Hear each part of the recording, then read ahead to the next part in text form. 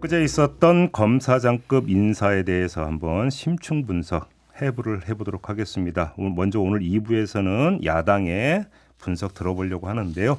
국회 법사위 소속이죠. 박주민 의원과 함께합니다. 어서 오세요. 네, 안녕하십니까. 일단 인사 성격을 뭘로 규정을 하세요? 방탄용? 그렇게 규정하시는 겁니까?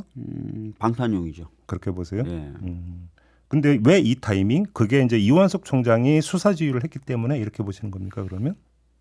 수사지휘를 한 것이고요. 그다음에 22대 이제 국회를 앞두고 있잖아요. 22대 국회가 되면은 이제 여러 특검법이 재가동될 가능성이 있고 예. 그렇다면은 그런 부분에 대해서 적절히 좀 방어를 하려면 지금 좀 인사를 하는 것이 필요하다라고 봤을 가능성이 크죠. 이른바 흔히 이야기하는 사전 전열 정비.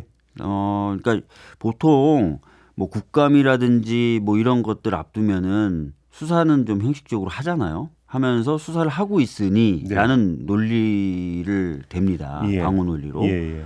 근데 이제 그 수사라는 것이 약속 대련일 경우에는 특히 약속 대련의 경우에 합이 잘 맞는 사람들끼리 해야 되잖아요. 그렇죠. 그래야 사고가 안 나죠. 그 사고가 안 나잖아요. 네. 약속 대련 하는데 한쪽이 실감 나려면 이 정도는 이러면서 들어오면 당황스럽잖아요. 그러니까요. 그러니까 그런 것들을 위한 사전 정지 작업 아니었을까. 근데 국민의힘에서 이게 정례 인사다 이렇게 주장을 하는데 이게 정례 인사가 맞습니까? 그러니까 실질적으로 보시면은 법무부 장관이 바뀌었을 때 그때 인사가 있을 거로 대부분 예상을 했어요. 인사는? 예. 근데 그때 인사를 안 했어요. 음. 그래서 대부분의 사람들이 인사를 안 하네? 그러면 총장이 바뀌고 나서 하겠구나. 9월에 하겠구나라고 생각을 한 거예요. 왜냐하면 총장 인사가 얼마 안 남았으니까. 그래서 총장이 들어오면 총장이 자기하고 같이 일할 사람들을 꾸리잖아요. 네네. 그래서 그때 하겠구나라고 생각을 했는데 총장이 이제 임기 4개월밖에 안 남은 상태에서 대규모로 인사를 한 거예요. 그러니까 바로 그 지점에서 또 이제 대통령실에서 설명이 뭐냐면 법무장관 바뀌고 나서 왜 인사를 안 했느냐? 총선 때문에. 이 설명을 하던데. 근데 저희가 보기에는 네. 총선 결과를 보고 아까 말씀드렸던 것처럼 이제 수사를 완전히 안 하는 방식으로는 어렵고 뭔가 조금 하긴 해야 되고 그러려면 뭔가 좀 안심할 사람도 있어야 되고 이런 상황들이 맞물려 들어간 것 같고 특히 이제 그렇게 생각할 수밖에 없는 게 민정수석을 갑자기 부활시켰어요. 총선 끝난 다음에. 그렇지 않습니까? 그리고 민정수석이 부활되고 나서 대규모 인사를 했고 또 이런 이제 생각을 더 강하게 만들어주는 게 총장이 어제 보여준 태도 그것을 통해서 유추해 볼 수 있는 총장 패싱. 그렇다면 이거는 아까 말씀드렸던 것처럼 총선 이후에 총장이 뭔가 좀 해보려고 했던 그 상태보다도 더 안전한 상태를 구축하기 위한 정지 작업 이렇게 볼 수밖에 없는 거죠. 이원석 총장의 어제 7초 침묵의 성격은 어떻게 규정을 하세요? 7초 침묵을 했지만 그 침묵했을 때 표정이나 이런 것들 보면 굉장히 불만이 많다는 걸 알 수 있고요. 또 멘트 자체도 그 이후에 나온 멘트 자체도 눈여겨봐야 됩니다. 이렇게 돼 있어요. 어느 검사장이 오더라도 수사팀과 뜻을 모아서 일체의 다른 고려 없이 오로지 증거와 법리에 따라서만 원칙대로 수사할 겁니다. 이렇게 얘기했고요. 그다음에 저는 우리 검사들 수사팀을 믿습니다. 이렇게 얘기했어요. 그다음에 인사는 인사고 수사는 수사입니다. 자, 우리 검사들 수사팀을 믿습니다. 누가 위에 오더라도 제대로 할 거다. 이 얘기는 위에 지금 오는 사람들이 마음에 안 들고 좀 자기 생각과 다르다는 걸 얘기한 거고 그렇지 않습니까? 근데 그게 지금 검사장급 인사가 났으면 이제 그다음에 차장급 인사 나고 부장검사 인사 나고 더 나아가선 평검사들도 그 전보 조치할 수 있잖아요. 그럼 수사팀이 해체되고 저기 다른 데로 가버릴 수도 있는 거예요. 사실상 그래서 이제 이렇게 말을 하면서 어제 있었던 검사장급 인사는 전혀 내 생각과 다르다라는 걸 표시한 거고 그렇지만 말씀하신 대로 이제 그 이후의 인사인 차장검사 인사라든지 이런 것들 통해서 물이 싹 갈려지면 사실상 이원석 검사장 검찰총장이 얘기한 대로 수사팀을 믿습니다 이렇게 얘기했지만 안 되는 거죠. 자 여기서 저는 궁금한 게 하나 있는데요. 그러니까 이제 뭐 대다수의 언론의 분석이 같기 때문에 그냥 이원석 사실상의 패싱 다 이렇게 규정을 하잖아요. 그럼 그걸 전제로 하고 그럼에도 불구하고 이원석 총장은 사의는 지금 밝히지 않았습니다. 물론은 조짐은 아직은 없어요. 그 이유는 뭐라고 보세요? 제가 어제 이제 검찰을 잘 아는 분하고 좀 얘기를 나눴어요. 어떨 것 같냐 그랬더니 두 가지 길이 있는데 두 가지 길 중에 첫 번째는 뭔가 진짜 사의를 표명하는 길. 또 하나는 그래도 과거의 인연이라든지 의리라든지 이런 게 있기 때문에 그렇게까지는 박절하게 못한다. 그렇게는 안 하는 길 두 가지가 있는데 아무래도 두 번째 길을 갈 것 같습니다. 이렇게 얘기하더라고요. 아, 부글부글 끓지만 과거의 연 때문에 바로 그러니까 속칭 들이받기는 힘들다. 네, 그렇게 보더라고요. 그래요. 네. 그러면 스타일을 잘 아는 사람이. 그러면 두 번째, 그러면 9월까지 총장직을 유지한다고 전제한다면 일단 명품백 문제에 대해서는 수사지휘권을 발동을 했잖아요. 네. 총장이. 네. 그러면 지금 이제 그 서울중앙지검장이 교체가 된다 하더라도 그건 챙겨야 되잖아요. 그런데 신속하게 하라, 철저하게 하라라고 했던 게 제대로 안 지켜지면 그때는 어떻게 할 수 있는 겁니까, 총장은? 아니 뭐 신속하게 하라, 뭐 철저하게 하라라고 했지만 실제 수사 실무는 서울중앙지검장과 그 밑에 있는 차장이 하겠죠. 그러면서 이제 그쪽은 검찰총장의 지시에 따라 수사하는 것처럼 하지만 전혀 신속하지 않게, 그러니까 전혀 철저하지 속칭 않게 뭉개버리면 어떻게 예. 되냐라는 거죠. 뭉개버리면 뭐 검찰총이 무슨 할 수 있는 방법이 없습니까? 없죠. 그래요? 그러니까 본인이 사실 인사에 아무런 영향력을 행사할 수 없다는 걸 어제 사실상 총장이 얘기한 거예요. 예. 그러니까 이번 인사에 대해서 아무 말을 안 하겠다라고 얘기했고 침묵 끝에 또 다음 후속 인사는 어떨 것 같습니까? 자기가 모르겠다는 취지로 얘기한 거잖아요. 네네. 그 얘기는 뭐냐면 이 이후에도 인사에 대해서 나는 아마 할 수 있는 게 없을 겁니다라고 얘기한 거예요. 검찰총장이 수사 지시를 했는데 안 되면 쓸 수 있는 방법이 인사권 말고 뭐가 있습니까? 근데 예. 그게 난 없습니다. 예. 난 완전히 패싱 당했어요. 이렇게 얘기한 상태인데 네. 자기 지시대로 안 한다고 뭘 어떻게 할 수 있겠어요. 그래요. 그래서 사의를 표명하는 길도 있다라고 얘기하는 게 사실상 저는 아무것도 없습니다라는 걸 인정한 상태까지 몰린 건데. 근데 여기서 참 이걸 봐야 될 것 같은데 네. 하나는 윤석열 검찰총장 시절의 검찰 인사와 관련해서 네. 지금 그 법무부 장관과 검찰총장 간의 협의가 이루어졌느냐 안 이루어졌느냐고 되게 논란이 된 적이 있지 맞아요. 않습니까? 네. 거의 똑같은 모습 아닌가요? 똑같은 모습이죠. 그때도 한쪽은 협의를 했다 그러고 한쪽은 명단을 보여준 것밖에 없고 예. 그건 협의라고 할 수 없다라고 예. 반발을 한 거지 않습니까? 예. 근데 이거는 더 심하죠. 보도된 거에 따르면은. 네. 그러니까 인사를 좀 늦춰달라고까지 이제 총장이 얘기했다는 거 아니에요. 근데 그게 안 먹힌 거지 않습니까? 예. 인사를 늦춰달라고 했는데 개별적으로 해당 검사장들에게 전화가 먼저 가고 그 다음에 총장이 지방 순실 돌고 있는데 인사가 발표 나버린 거라는 거잖아요. 예. 그러니까 이건 그때보다 더 심한 거죠. 두 번째는 또 비슷한 점이 대검 부장들은 검찰총장이 쉽게 하면 참모들, 수족들이라고 이제 보통 맞습니다. 규정을 하지 네, 않습니까? 네. 근데 사실 문재인 정부 때도 윤석열 검찰총장 시절에 네. 윤석열 총장 입장에서 마뜩치 않은 인물들을 대검 부장으로 임명을 했다서 논란이 된 적이 있었습니다. 그렇죠. 요번에도 똑같거든요. 뭐 정도로 만약에 비교한다면은 더 심하다고 할 수 있는데요. 공개직인 감찰부장 빼면 7명 중에 6명을 해버린 거예요. 네. 그러니까 뭐 아니 그러니까 저는 여기서 한번 질문드리고 싶은 요지가 뭐냐면 네. 어느 장단에 춤을 춰야 되는 겁니까?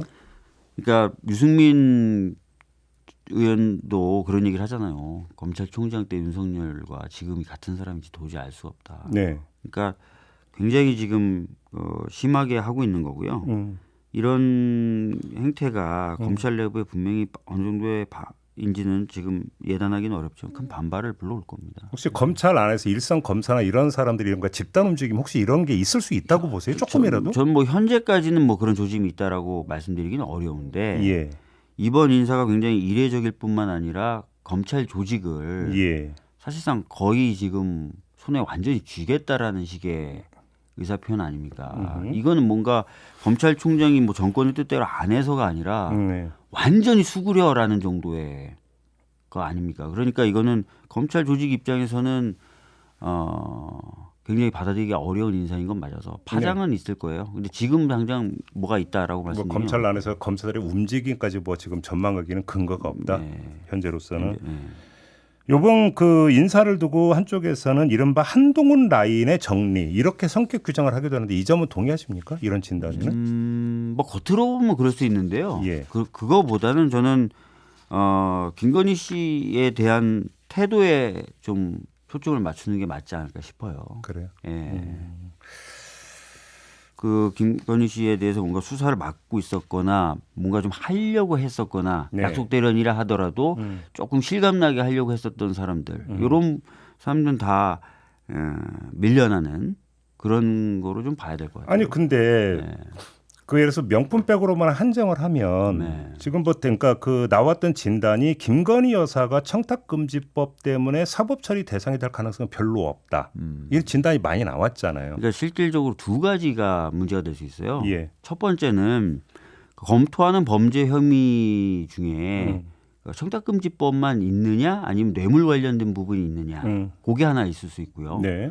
두 번째는 수사 방식인데 소환하느냐 마느냐. 소환 자체. 예. 물론 또 더 세부적으로 들어가면 소환을 하더라도 방식을 어떻게 하느냐 뭐 더 나뉠 수는 있겠지만 예.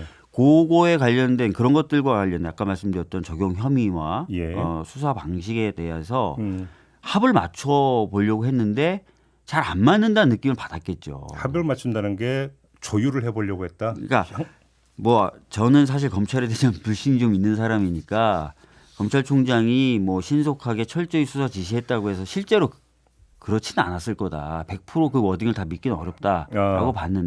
예. 그래서 약속 대련 예. 이 성격이 더 짙다라고 좀 봤는데 예.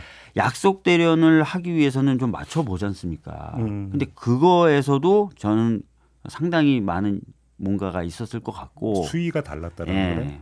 아까 말씀드렸던 실감나게 하려면 이 정도는 해야 돼와 야 네가 감히 이런 그 대립이 있었을 것 같아요. 그래요. 예. 그러면 한번 어제 이제 민주당 같은 경우는 이거는 결국은 오히려 특검의 필요성을 더 확인시켜 준 거다라는 어떤 입장이 나왔어요. 그래서 22대 국회가 개원하면 다시 김건희 특검법 발의한다고 쳐요. 통과가 됐지만 또 대통령이 거부권을 행사할 거 아닙니까? 이렇게까지 검찰 인사를 하는데 받아들일 가능성은 없다고 봐야 되잖아요. 실제로 그렇죠. 그러면 22대 국회 임기 초기 때문에 국민의힘에서 이탈표가 나온다라고 그러니까 상정할 수 있을까요? 그러니까 사실은 저희가 이제 최혜병 특검법 관련돼서 5월 2일 날 본회의를 열고 5월 28일 날 본회의를 열어서 두 번 열어야 된다 이렇게 주장을 했지 않습니까? 제가 원내 수석일 때도 그렇게 주장을 했고 협상도 그렇게 한 이유가 네. 저는 사실은 뭐 22대 국회 때 관련된 예상을 지금 막 하기는 어렵지만 그냥 상식적으로 봐도 21대 국회 때 이탈표가 더 많이 나올 가능성이 있어요. 그러겠죠. 왜냐하면 낙선자가 55명이거든요. 예.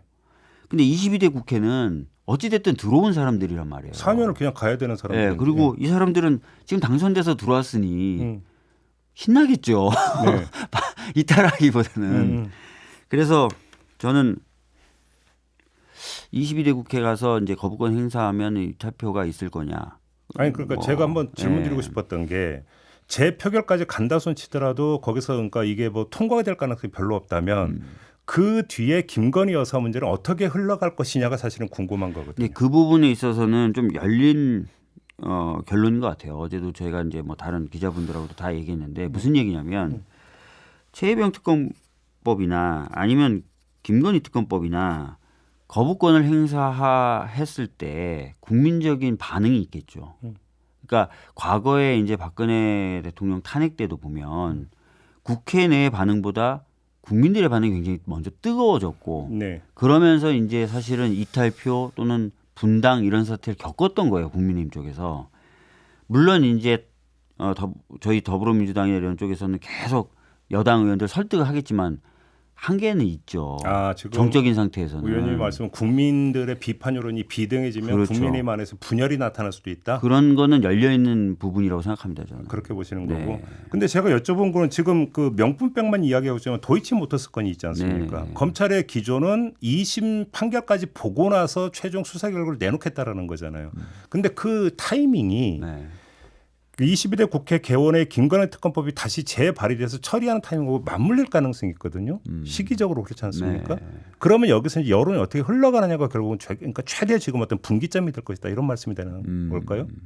실제로 여러 가지 분기점이 있을 거예요. 뭐냐면은 아까 말씀드렸던 것처럼 분명히 이제 국민분들 입장에서는 이번 인사도 이상하게 보여질 뿐만 아니라 네. 또 저희들이 했는데 뭔가 거부권 행사는 그런 과정을 목격하신다면은 굉장히 이제 다른 전보다 훨씬 더 좀 다른 반응이 나올 수 있고 그거에 대한 영향을 받을 수가 있죠. 그래요. 예. 물론 근데 이거는 예. 어디까지나 추측인 거고 저는 현재까지는 이탈표를 만약에 생각한다면 네. 뭐 특히 이제 최혜병 특검법 때문에 말씀을 드리는 건데 22대에 가서 처리하는 것보다는 21대에 뭔가 조금 저희들이 더 예. 노력해서 해보는 게 더 예. 맞지 않나라는 생각이 듭니다. 예. 알겠습니다. 좀 마무리해야 되는데 어제 어떤 뉴스가 나오냐면 검사 206명 증언하는데 민주당이 찬성을 했다. 그다음에 반대냐? 지금 정확히 민주당 입장이 정확히 뭐예요? 그러니까 이 부분이 약간 미스가 있었던 것 같아요. 무슨 당에서? 얘기냐면 여야 간사 간에 합의를 하잖아요. 그러니까 이날 같은 경우에는 60건이 넘는 법안을 굉장히 짧은 시간에 처리해야 되니까 간사 간에 합의된 대로 처리를 해달라라는 요청이 있었던 거예요. 이른바 뚝딱 처리하는 과정에서 네, 미스 뚝딱 처리하는데 약간 미스가 있었던 것 같아요. 그래요? 예. 그러면 정확히 민주당 입장은 뭡니까? 정리해 주시면. 민주당 입장은 검사 증언에 대해서 좀 반대하는 게 원래 기존의 입장이었고 네, 그 부분 유지가 되고 있는 것 같습니다. 그렇습니다. 예. 알겠습니다. 예. 자, 오늘 인터뷰는 이렇게 마무리해야 될 것 같습니다. 고맙습니다, 의원님. 네. 박주민 더불어민주당 의원과 함께했습니다.